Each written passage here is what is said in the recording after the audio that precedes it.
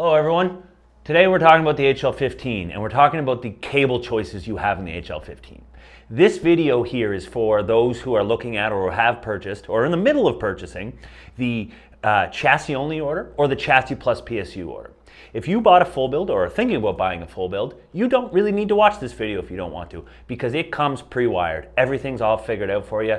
It just shows up and it works. So what I want to talk about is the various cable choices you have, because remember, the HomeLab is your HomeLab server. How you choose to connect everything is up to you, and we want to try to make that as easy as possible. So what we're going to do is we're going to break down each of the cable set offerings we have and what you could plug those into. Before I dive into that, I want to talk about this wonderful thing. This is the HL15 backplane. It's also the same backplane that we use in all our hard drive enterprise units. It's a SATA SAS capable backplane. 15 hard drives can get plugged into it, or SSDs with caddy adapters. But the relevant point with this part's video is the connector type underneath. These have 4 SFF 8643, or in human language, mini SAS HD connectors. Little rectangular guys. That's what I really like to call them. Whatever cable you end up choosing, it'll always have to plug into this side. So there'll always be a mini SAS HD side.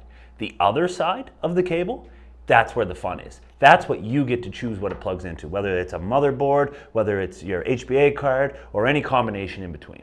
So let's break down each of the cable sets so you can get your HomeLab working the way you want it. Okay, let's talk about data cable set D.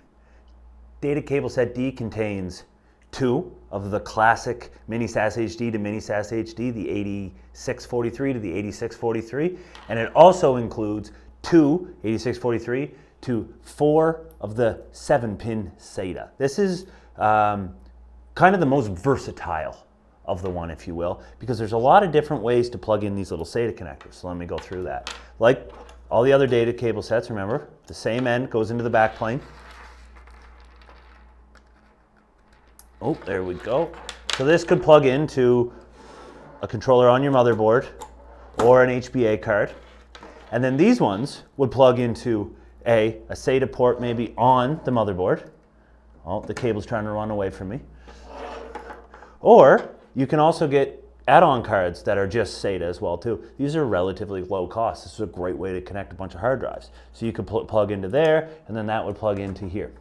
Or another really fun way, these are relatively new on the market and they work really, really well. I'm going to unplug this because it keeps falling off the ledge. These ones are relatively new on the market. They are 5-port SATA to M.2 slot. So what you can do with that is you can actually install that onto your motherboard, one of the M.2 slots, and you can plug the SATA connectors right into that. If you want to get a bunch of them, you could get an M.2 riser card, something that plugs a bunch of these into it, like 4 of them, plug that in a PCI slot, and you've just made a poor man's HBA card right there.